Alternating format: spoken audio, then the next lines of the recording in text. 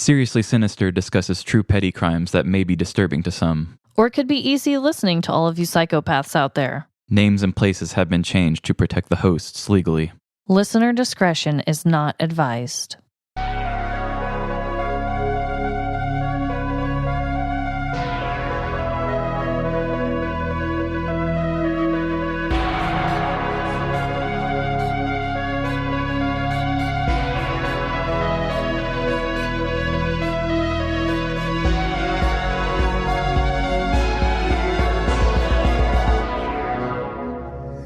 Seriously Sinister. Welcome to Seriously Sinister, a twisted look into the aftermath of hunger. This is Trevin. That's so accurate. And I am Amanda. Hey everyone, how's it going out there? I just wanted to let everyone know that I am a tiny bit sick. I might have a cold or something, so if my voice sounds like a man, please love me. And I think you sound great. Okay, awesome. Especially compared to that test that you sent me yesterday. Oh my God, you guys. I sounded so bad yesterday that I sent him a voice clip and it was like, hello, Trevin. Yeah, she was like, why don't you light up another unfiltered cigarette? I definitely sound a little better today for sure. Definitely. But do you have a dreadful dilemma this week? Okay, so I've got the most dreadful dilemma. Give it to us. Okay, it's not that dreadful, but... So, as you know, I'm trying to eat better and get everything kicked back in with moving into the house and living in the basement back when I did and everything. So, I'm trying to have us, when we do eat out, my eating out choices. This just sounds so weird now. My Lord. Anyway. My carry out choices. Much better. Are usually Chipotle or longboards, which a lot of people on here, unless you're local, probably don't know what that is. It's delightful. I love it. So Chipotle is usually my go-to. There's one not very far away, and it has this thing called the Chipotle Lane. Oh, God. Are you familiar with the Chipotle Lane? Oh, I am all too familiar.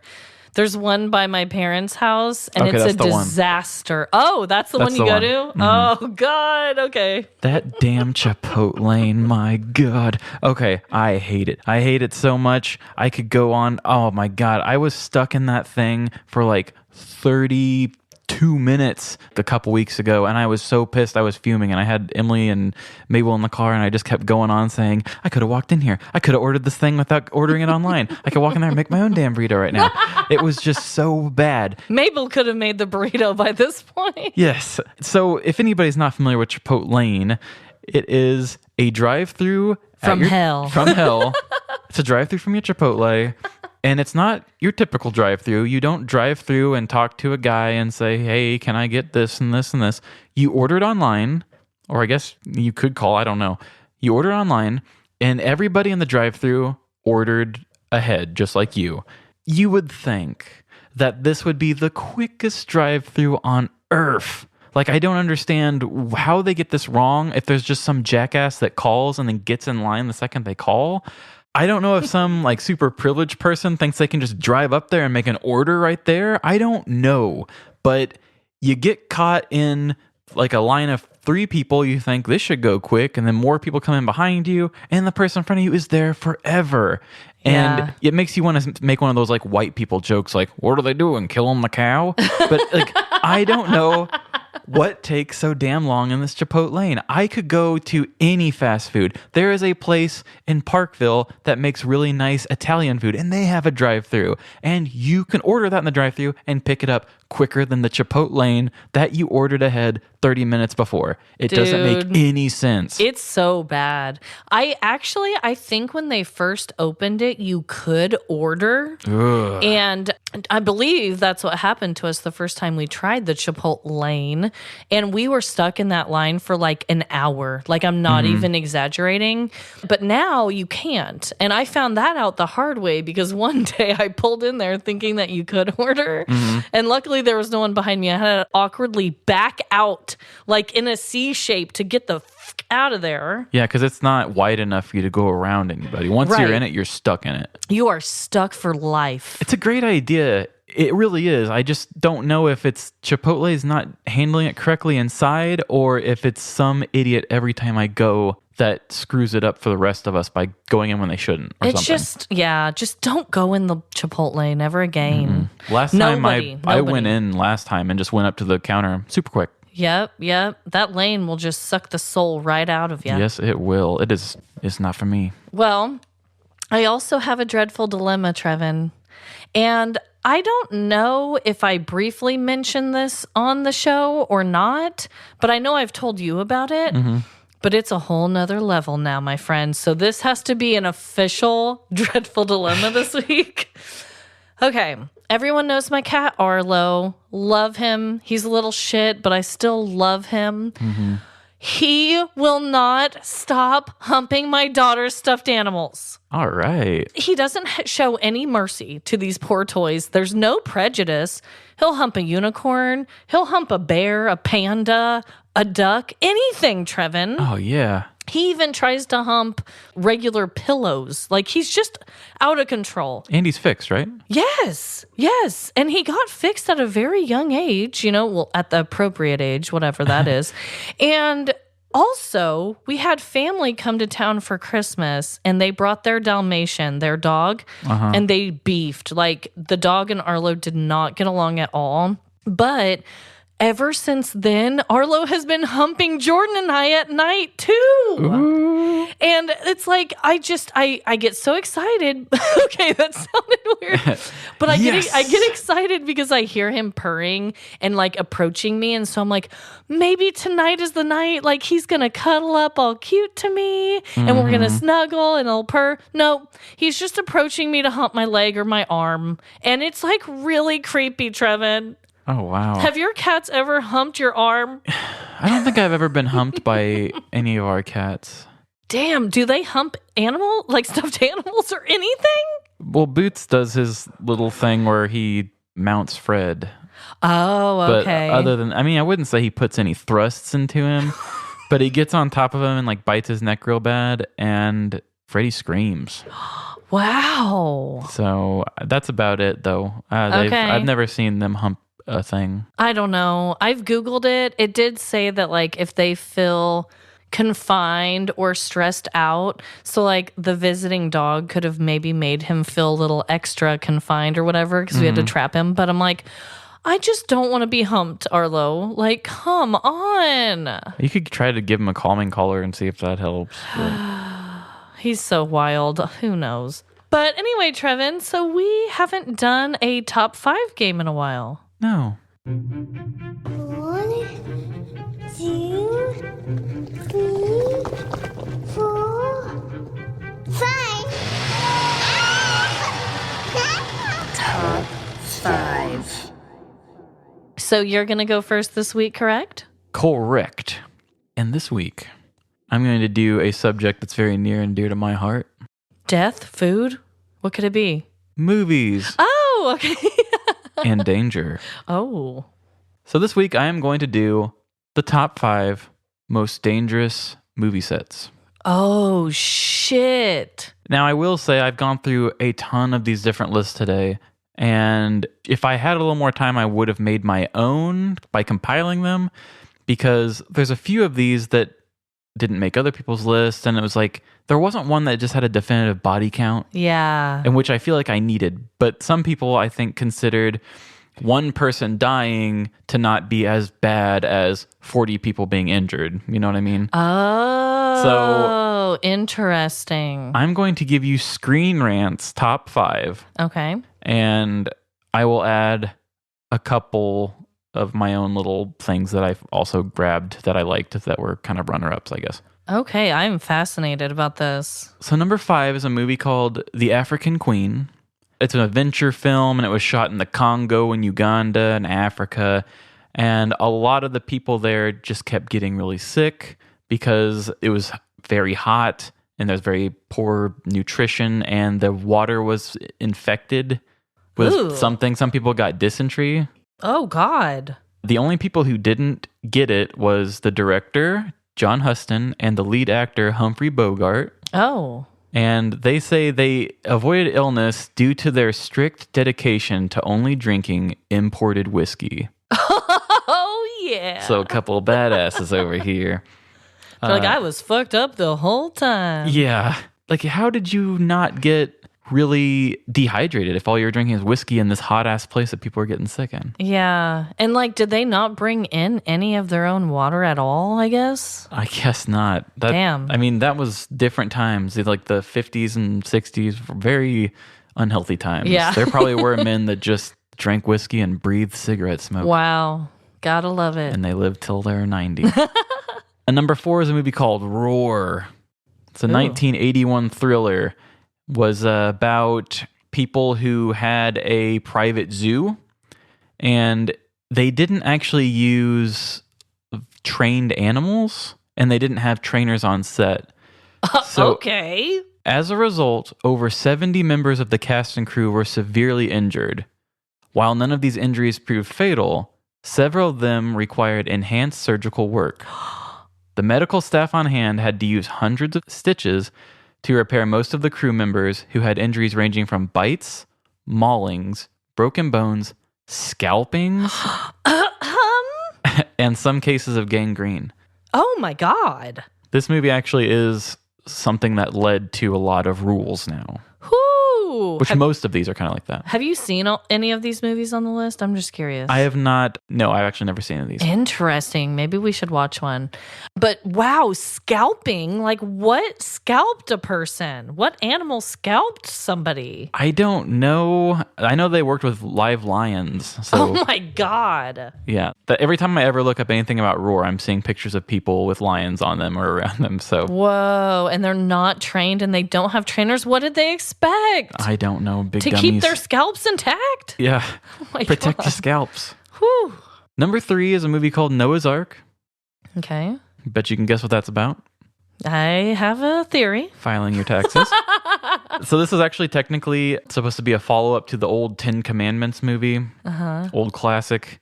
In an extreme sense of stubbornness, the filmmaking team wanted to maximize realism and reenact a life-sized flood across the entire set Oh, Jesus. by using over 600,000 gallons of water. Oh, no. Unfortunately, the vast amount of water overwhelmed the crew and 3 people working drowned. The crazy thing about this is, and this also led to more regulations with recording, they still decided to use that shot in the final cut of the movie. What? Where people are being carried away and dying? Yeah.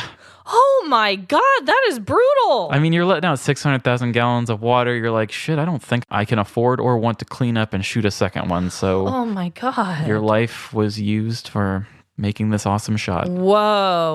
Whoa. So number 2 is a movie called The Conqueror, which I am actually pretty familiar with this one. It was an old John Wayne movie.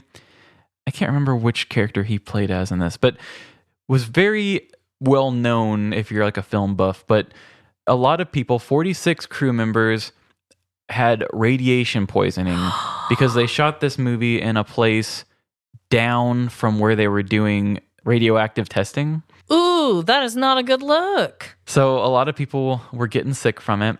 It was near St. George, Utah, and they were downwind of nuclear testing. Oh my, I was going to ask if it was like in Nevada or like that area. Yeah, due to false reassurances by the local government, the filmmaking team was allowed to continue production, which led to a majority of the crew developing cancer.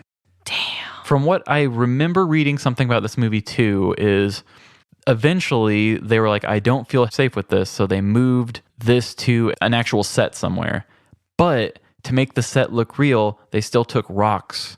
Oh From my it. God. So they were still taking radioactive rocks and just putting them in the movie set.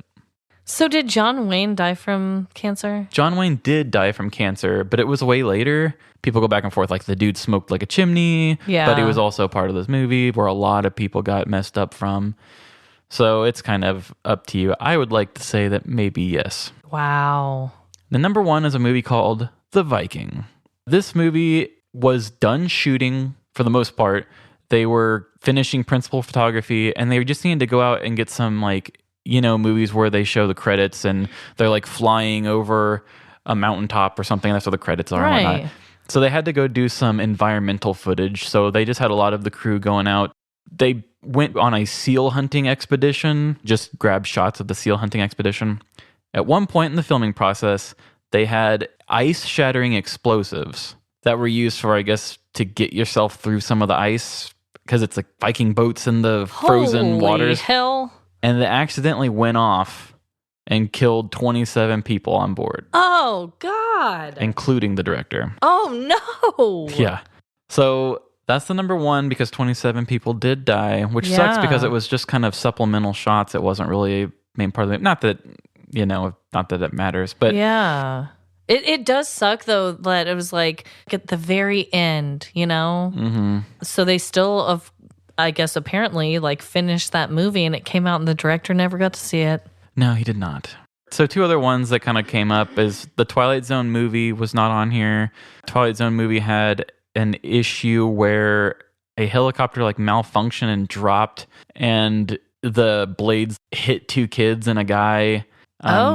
Apparently the kids were working on the movie illegally too, which kind of caused some issues. Whoa. And on the Wizard of Oz, they actually had nobody died, but like the original Tin Man had to stop because the silver paint was giving him respiratory problems. The guy who filled in for him, who's the guy we all know, he suffered an eye infection from it. The flying monkeys were injured because a lot of the people were on a winch that was like keeping them up to look like they were flying, and it broke at one point and they all dropped. Ooh. They got hurt. And then the lady who played as the witch got awful burns from the pyrotechnics at different points. It reacted poorly with her makeup. Oh, God. And then Toto almost died during the making of the movie. Toto almost died? Yeah. I haven't heard of that one. Toto's real name was Terry, and he almost died from getting stepped on. Oh, hell no. So luckily That's he unacceptable. Did you hear the theory that there's like a scene in The Wizard of Oz where it looks like someone's like hanging in the background or something? Yeah, I've seen that. I can't remember what the whole deal is with that. If it was somebody, it was like I don't think anybody actually died. Yeah, like I think it was like a conspiracy or it looked like it or something like that. I want to say somebody did it on the set just to be a dick or just kind of fuck with them, but I can't really remember. That movie, when you really, like, I kind of want to rewatch Wizard of Oz, but I remember when I was a kid, I was like, this is kind of dark. I loved it, but Emily actually, she has a fear of monkeys because of that movie as a kid. Oh, snap.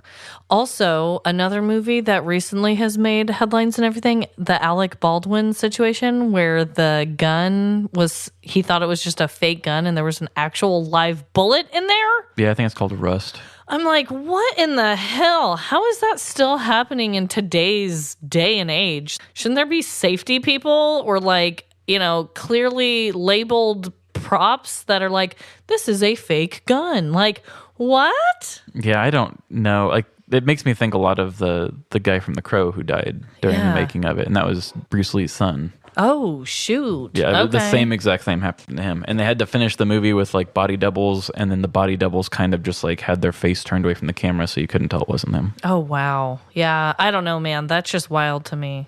Well, that was fascinating as hell. Thank you.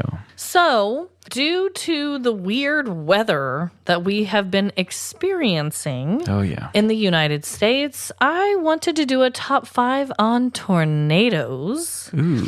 So, I tried to find the biggest tornadoes in history, but there was surprisingly a very wide range, and a lot of them didn't add up. I don't know if it's just hard to track that or what the heck is going on, but I decided to do the top 5 U.S. states that have the most tornadoes. Okay. So recently in the U.S., there was that humongous tornado in Kentucky, and we have been having so many tornadoes in this country in winter. It is like freaking me out. Yeah, when are we going to get a snow-nado? I guess, is that a hurricane? Or not a hurricane, is that a blizzard? No, it's not, my dear friend. Oh, Lord.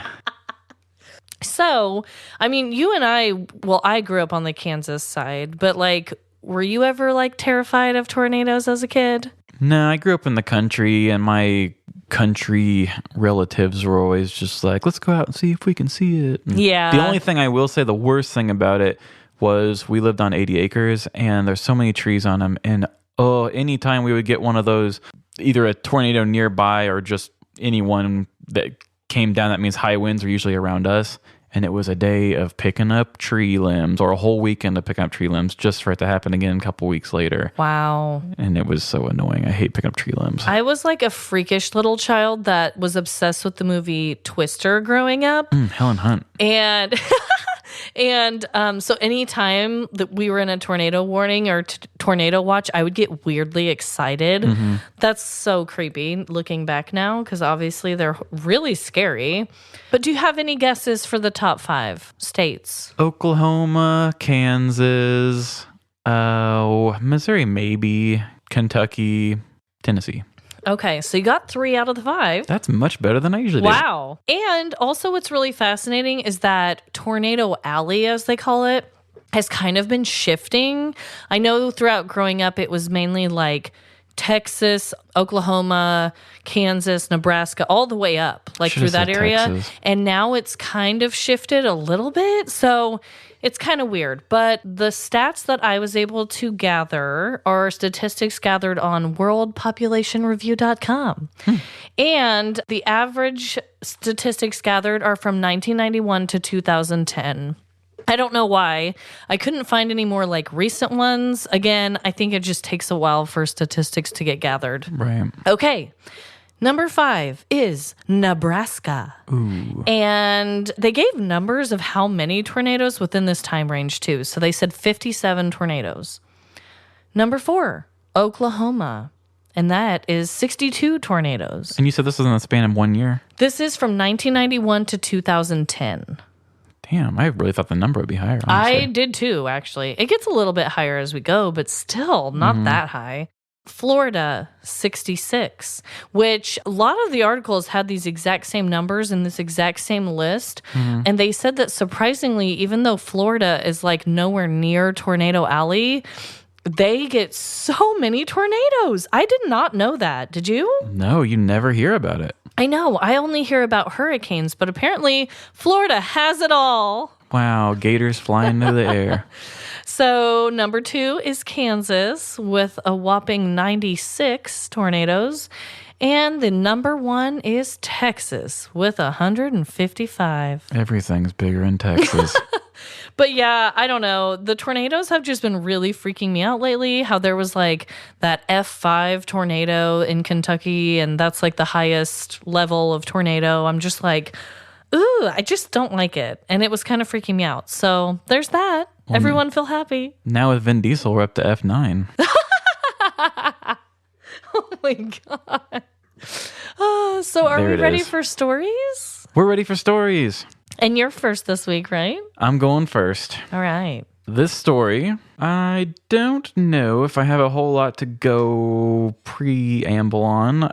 Something that I think we can all relate to again. Love that. I love relating. You know, I think every story, there's an angle that I think we can all feel connected to. Oh, yeah. I mean, we're all petty criminals at heart. That's so true. So let's just jump right into this thing. All right. All right. Here we go. Neighbors. We've all got them. Whether you live deep in the country, share walls of an apartment, or in a tight-knit suburb, we are all cursed with sharing this world with other human beings. There's the extremely loud neighbors who are perpetually throwing a party, the kind old couple who is always watering their grass, and the single guy who comes home to an empty house and you never know what he does. Unless you do the unthinkable thing of starting a conversation with one of these people, your mind begins to connect dots and create stories of what you believe they are up to. Oh, he just comes home alone, probably to kill somebody. Of course, there can be some good sides to all of this. If you ever need to borrow a cup of sugar from someone, or a suspicious prowler is lurking around your home, a neighbor could be there to help you. However, sometimes a neighbor is exactly who you need to protect yourself from. I've had my fair share of odd neighbors. I recently had a run-in with a neighbor who has been calling the city to complain about Mabel barking, and also left an angry note on my porch. And at my last place, I had a weird dude, who I suspected of drug dealing, get raided by a small SWAT team carrying riot shields. I couldn't even go to work because all of the cops parked in front of my driveway. No matter where you live or plan to live, there's no way of telling what the housing units around you conceal. When deciding on your next home, don't let the sunroom that overlooks a beautiful backyard distract you from the old man that mows his yard nude every Sunday afternoon. It's nothing you haven't seen before. You must be aware of everything that comes with the home, and not just what you want to see. The story I will be presenting today centers around a very bad neighbor and shows just how terrible a neighborly relationship can get. Pack up your box of knickknacks that you never display and all of the essentials, because we are moving into the last vacant home on Sinister Avenue. Lucina was a single woman living in Manchester, New Hampshire. She had a simple day job, simple hobbies, and just liked to have quiet nights at her apartment. Ever since crawling her way out of high school in the inner city, Lucina had strived to keep her life drama-free. It was a night like any other. Lucina was working on a new crochet project, listening to classical music, and eating penne pasta, the least dramatic of all the pastas. She kicked back in her recliner and stretched out. "This is the life," she said to herself. With each movement of her crochet hooks, Lucina felt herself sinking into a trance of comfort. Her evening was so devoid of drama that she was basically sleeping awake. She felt her heartbeat slow as she slowly melted into her chair. As she began to lose focus on where her arms ended and the chair arms began, that's when she was startled by a banging at her door. Jolted completely back into the moment, Lucina flung her crochet hooks into the air. Gripping her chest with her right hand, she felt her heart begin to race. She quickly got up and ran to the door. As she pulled the door open, there stood Chrissy from 2C, covered in blood with 2 black eyes. "Can I come in? I've been attacked," Christy said. Before opening the door fully, Lucina thought to herself, "This feels like drama." She could feel her elevated heart rate and the goosebumps traveling across her body. For years, she had done everything in her power to avoid these feelings, but it seems they found her where she felt the most safe. Against her better judgment, Lucina pulled the door all the way open and allowed Christy to come in. She handed over her phone to let her call the police. The two sat on the couch together as they waited for the officers to arrive. Once the officer arrived, the 3 of them went to apartment 2C, where Christy lived. Lucina felt like she stepped into a war zone. As the 3 of them walked in, Christy dropped to the floor and started bawling. "This is where it happened," Christy said. "She busted into the door and just started scratching and attacking me." While Christy went on with her story, Lucina took in all of the apartment destruction. Couch cushions were flung around the room. There were bits of broken plate everywhere they stepped, and Christy's blood was found in different pieces of furniture and countertops. With the state of the apartment and the scratches, black eyes, and blood on Christy, Lucina could not believe she was alive. "Who did this?" the officer asked. "It was that bitch Missy over in 4C. She came in and attacked me." Lucina gasped in disbelief. Someone capable of such an attack lived just down the hall from her? She had no idea just how close to drama she really lived. The officer exited the apartment and made his way to the danger zone, apartment 4C. With his hand in position to grab his gun, the officer knocked calmly on the door. The door immediately swung open. There stood a small woman with a scowl on her face. Yeah, what do you want? Asked Missy in a very impatient tone. Ma'am, we have reports of an attack on your neighbor over in 2C. The victim has identified you as the attacker, the officer kindly stated. Missy sighed to herself loudly. You mean that big dumb dummy just 2 doors down with the bad hair? I haven't touched her. I've been in my apartment all night making fun of kids on YouTube comments. The officer asked to check Missy's hands for any marks from the attack, and she complied. Missy raised up her perfectly manicured nails with what looked like a fresh and very expensive polish job. No signs of damage were visible on her pristine hands. In complete confusion, the officer asked Missy to stay put. At this point, her only crime was being pushy. This called for more investigation. The officer returned to Lucina and Christy in apartment 2C, but this time in a more investigative manner. Ma'am, your neighbor states that she did not enter your apartment tonight, and no marks on her showed any signs of an attack. Christy cried even harder. She did it! She definitely did! She is the meanest person I've ever met! Watching Christy sobbing uncontrollably, the officer offered her a Kleenex to wipe away her tears. Thank you, Christy said, as she began to dab the corner of her eyes. As she pulled the Kleenex down to blow her nose, the officer spotted something odd. Not only did Christy wipe her tear away, but she also wiped some of her black eye away. Either the officer had a magic Kleenex that heals wounds, or something more wicked was afoot. Without making his suspicion known, the officer reinvestigated all of the areas of the apartment. As he looked around the damage and all of the blood, he started to see inconsistencies in the blood trails and Christy's story. Walking past the kitchen, the officer found a piece of evidence that blew the case wide open.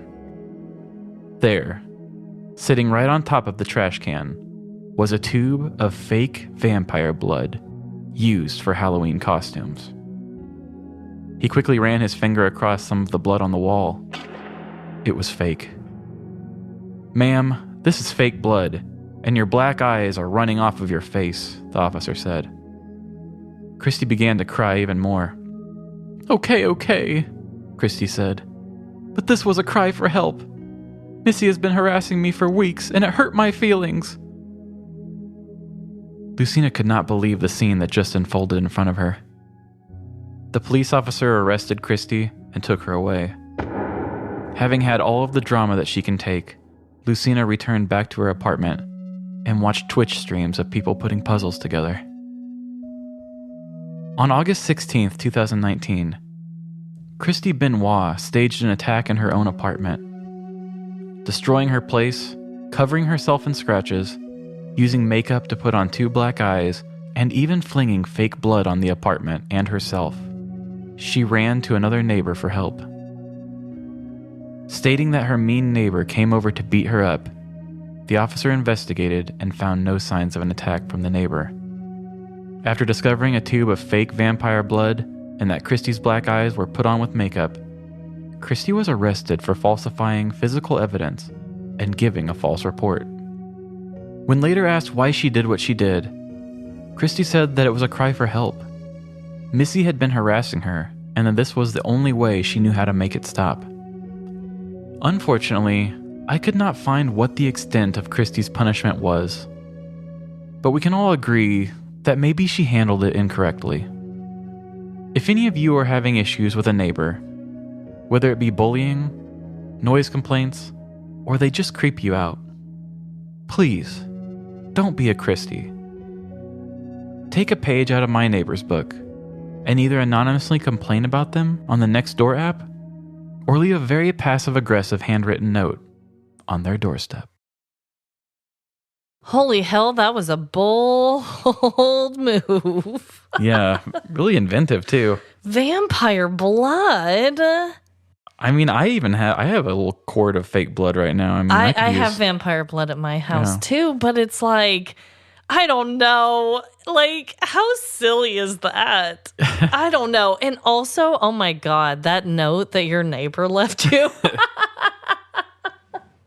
Such a good tie in there. Yeah, I was trying to decide if I was going to actually make fun of that neighbor in a full story or just bring that up, but I think that was good. I mean, wow, though. Like, there were so many risks of that plan going so wrong. What if your neighbor wasn't home? Or, like what happened, your neighbor had absolutely no blood, no bruising, no anything on her. What?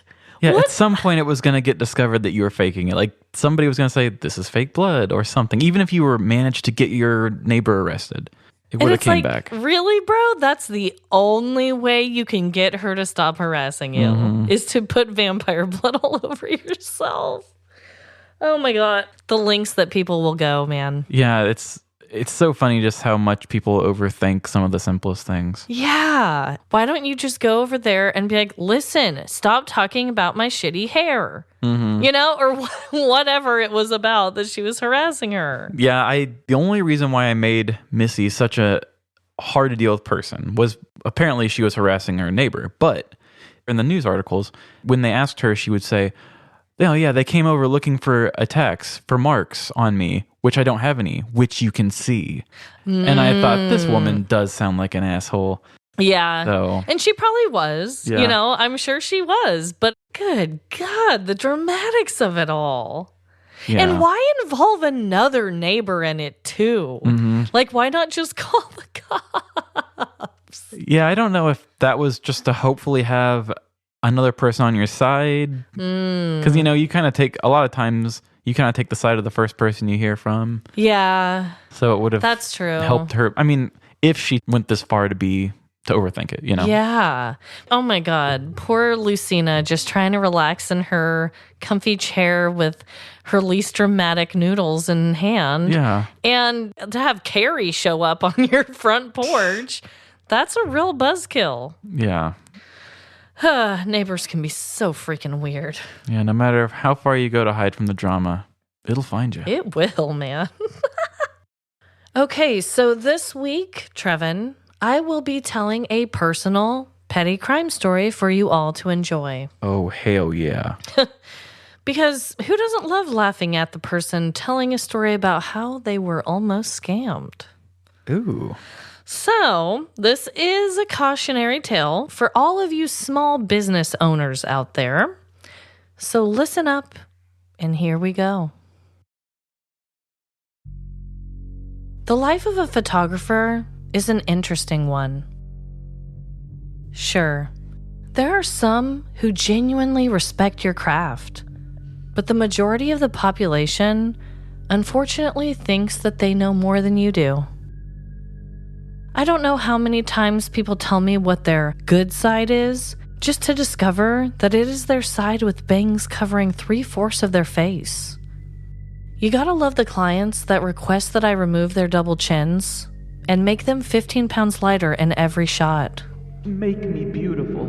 Or the ones that demand that they see every single unedited shot of them blinking or picking a wedgie in between light tests. Wow, I got my hand way up that thing. It is always refreshing to have friends and family choose you to be their photographer, but it quickly turns to resentment when you realize they want you to work for free.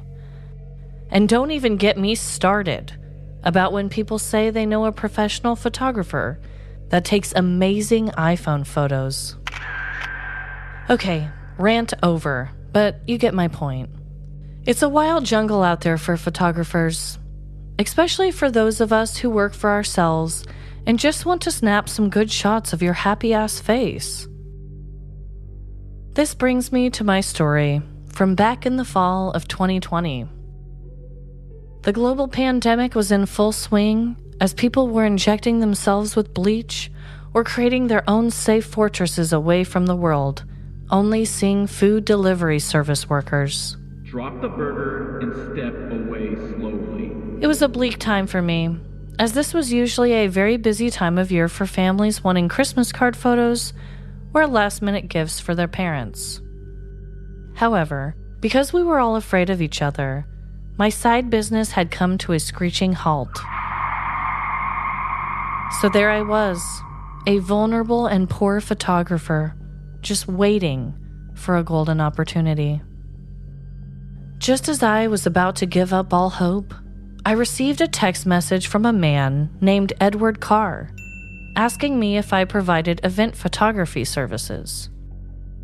Both my phone screen and my face lit up as I responded excitedly that I did offer that type of work. He then told me that he needed a photographer for his 50th birthday and family reunion all in one party.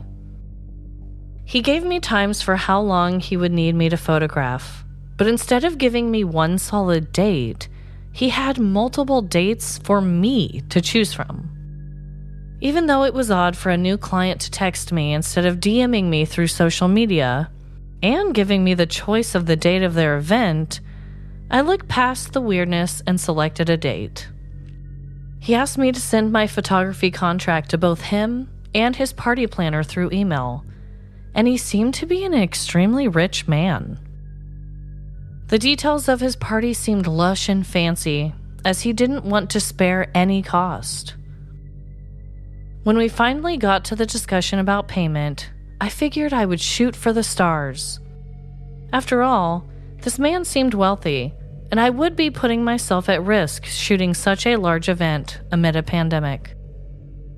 Due to the fact that he wanted me to photograph all day long, travel an hour to the event center, and the health risk involved, I raised my prices substantially and said I would take the job for $3,500. To my shock, Edward accepted the price without any hesitation. I immediately felt my ego inflating as I thought of all the wonderful things I could achieve with my photography. First stop, rich old men's events. Next stop, National Geographic or Playboy. My talents and opportunities were endless. My dreams were coming true. That was until I realized that I had made a grave error. I had agreed to do the event the same day as my secluded treehouse anniversary trip. I panicked as the contract had already been sent, and a week had passed since I discovered this mistake. Goodbye event, goodbye money, and goodbye Playboy. It took Edward days to respond to my text message confessing my error on the dates.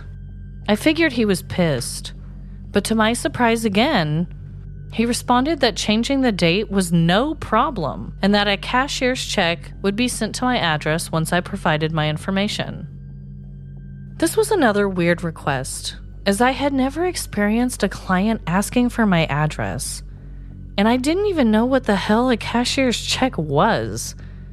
But naive 2020 Amanda sent him my address as I anxiously awaited my sweet payout. All was going well until a couple of days later when I received yet another text from Edward. He frantically and embarrassingly messaged me, informing me that he had accidentally given me too much money on the cashier's check he had mailed. Instead of the check saying $3,500, it was for $4,300, and $800 of that was supposed to go to his event planner. He asked if I would be able to Venmo the $800 to his event planner as soon as I received my check. Now this was beyond an odd request, and it was around this time when my tiny red flags had turned into a loud and obnoxious alarm bell. This was no ordinary task for regular Amanda to take on. It was time for me to put on my detective hat and trench coat. My world turned into old-fashioned sepia tones as I began to uncover the truth about Edward Carr. I started where any good mom sleuth begins, a Facebook group. Luckily, I had been accepted to a local photographers group years earlier, so I quickly typed out a post about my situation with all the details I could squeeze in and hit post. Immediately, the responses and tips started to flood in. "It's a scam!" one comment read. "This one has been around for quite some time," read another. How could I have been so blind? Multiple posts and screenshots were exchanged on my post, showing that other photographers had received the exact same text from the same phone number. Some photographers also gave me tips on how to report this fraudulent fuckboy. I had 2 steps left to my investigation: call the event location and to wait and see what in the hell this cashier's check would look like when it arrived. As I called the event center that Edward had provided me, I politely asked the woman on the other end of the line if there was an event for an Edward car on their books. The gal then responded with, "Oh my, you're the 3rd photographer to call us today about this event. Unfortunately, we believe this is a scam." I thanked the woman and hung up with revenge in my heart and daggers in my eyes. Edward Carr was going down. Throughout the whole ordeal, Edward was not the easiest person to get in contact with. He would sometimes take days to respond to a basic question I had for him. But as soon as the tracking showed him that my cashier's check had arrived, he began to blow up my phone repeatedly. I kept my cool and pretended that I still believed him and his devilish scheme as I requested the Venmo username he wanted me to send the $800 to. When I opened the cashier's check, I had to admit, it looked legit, except for the fact that the address listed on it was for San Luis Ambulance. Even my husband was impressed by the counterfeit check, as it had seals of approval and the feeling of a real-life check. Once I received the Venmo account and already had the check and telephone number of the scammer, I reported all of them to the bank, Venmo, and to the FTC. Even though I had been played for weeks, this small victory gave me back a sliver of my pride. As for Edward, I ignored his text for a day and then went off on his bitch ass. He of course then vanished back into the scammer's hole of hell. It's already hard enough work being a small business owner and photographer during such desperate times. We make silly sounds to get babies and puppies to look into the lens of our cameras just to get unappreciated by the majority of people. The absolute last thing we need is fake rich assholes offering us fake gigs to our destruction. So if you ever receive a text from a mysterious man named Edward Carr, tell him Amanda says to fuck off and don't get yourself involved. Wow, I never knew about this. What? I thought I told you all about that. I don't think you did. Really? Maybe I didn't then, I guess. So you may have helped take a man down. Dude, yes. I had never experienced a scam like this in all of the years that I have taken photos. Usually when people reach out to me or like find me on social media and I don't know them, it's either like they're referred to me from a previous client or they found my pages and they'll reach out to me through social media. But I've never just had a random person text me. Yeah. So that was kind of weird. And like I said, I kept noticing red flags as we were going, but I think just a little part of me was like so proud that I had landed like this really overly expensive job during such a slow time that I wanted to believe, you know, a little bit of me did. Right. But as soon as he was like, yeah, oh, I sent you too much money on this check, I immediately was like, okay, fucker, like this is not real at all. And I guess it's like a common thing with photographers. People will look up local photographers in a specific area. They'll look up your social media pages where I guess my phone number's on there for people to contact me. And then, yeah, he'll send the exact same text message to everybody. And I will say, okay, letting someone else select your date of your birthday and your family reunion should have been the first time when I was like, nope. But still, I was like, okay, it's kind of weird, but maybe. I don't know. Yeah, unless he was like a huge fan of yours. It's like, as long as I can have you, I'll just have any old day. Right. Birthday on a Monday if you'll do it. Yeah, and then the fact that I had sent him the wrong date And then he was so quickly okay with changing it. The whole time I felt uneasy, but really until the money thing got brought up, I was like, I don't know, this guy, and to make myself sound a little bit less stupid, I had just photographed this really wealthy man for his family's reunion. And so I was like, I don't know, maybe this wealthy guy referred me to this other wealthy guy that has a reunion. It was really weird timing for it to happen. And like I said, the jobs were so limited that I was like, hey, I'll take a job right now, you know? Yeah. I was still working my normal 8 to 4:30 photo job, but still, I'll take whatever I can get. Yeah. But yeah, it was something else. And I even looked up the Facebook thread in my local photography group just to like get back into that zone of like what was going on. And some people were really helpful on there. Like people were like, play along until you get his Venmo information and then you can report that to Venmo and all these things. Because I immediately just wanted to go off on this guy. But I followed through. I played his little fucking game for a few days later just so I could get that username. Who knows if it really did anything when I reported it, but I tried. I tried to take him down, you know? Yeah, I think you did great. So at least I didn't give him any money. I know there was one really sweet photographer on that post that I guess a similar thing had happened to her. But it wasn't for a job. It was like somebody was offering her a deal on like a bunch of photo equipment or something. And she paid for it and they never pulled through. But it was a cashier's check. So I guess cashier's checks are like really ominous in that kind of industry. I mean, have you ever received any cashier's checks from people? I've had to make them before, but I've never gotten them. Yeah. So I don't know. All small business people out there, I know this wasn't like the funniest story. I tried to throw in little jabs here and there, but also I was like, this is good information for people to know and for people to look out for too. Yeah, just don't take a check anyway. Like, what are we in the dark ages? I know. And if anyone's asking you for your address, like I shouldn't have ever given that to him. And bless the little woman's heart on the other end of the phone at the event, but she said I was like the third one that day. Oh, wow. And she said that photographers had been calling them for weeks now. So who knows how many people he reached out to. I'm curious how many actually work.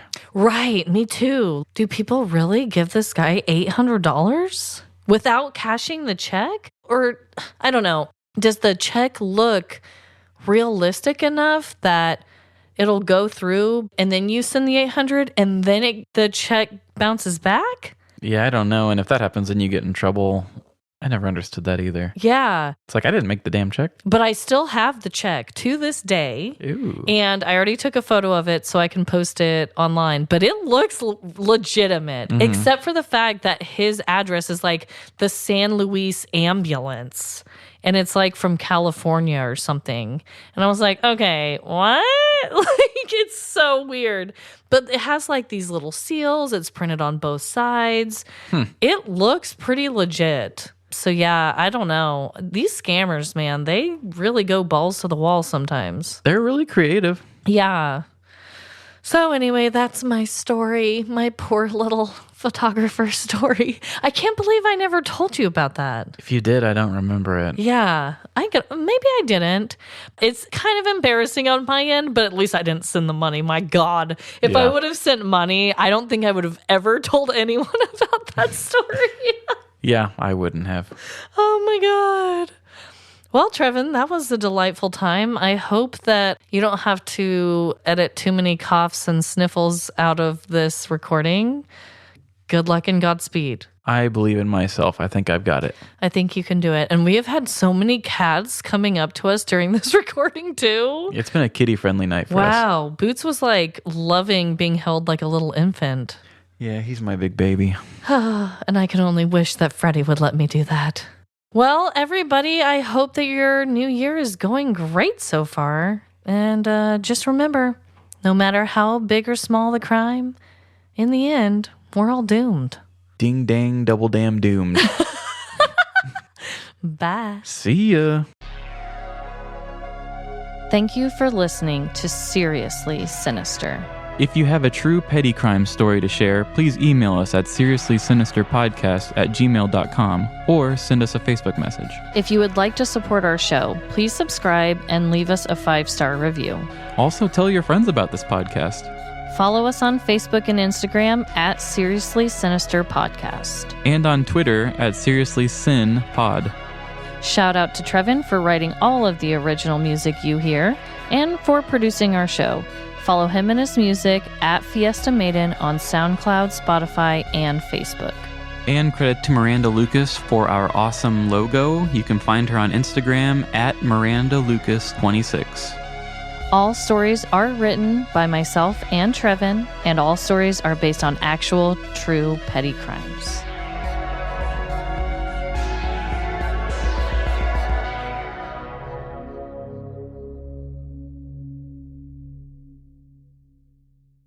It's a scam! Oh my God! Wow, that really cleared my throat though. Woo!